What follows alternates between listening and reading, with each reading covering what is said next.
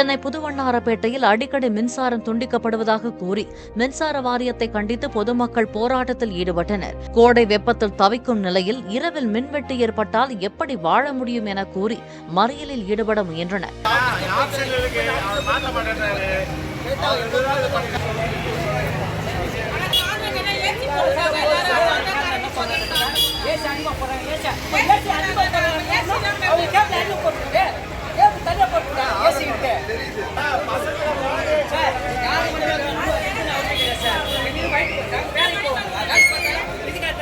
சம்பவ இடத்திற்கு விரைந்து சென்ற போலீசார் பொதுமக்களுடன் பேச்சுவார்த்தை நடத்திய பின்னர் மின்சார வாரிய அதிகாரிகளை தொடர்பு கொண்டு மின் விநியோகத்தை சீர் செய்ய நடவடிக்கை எடுத்தனர்.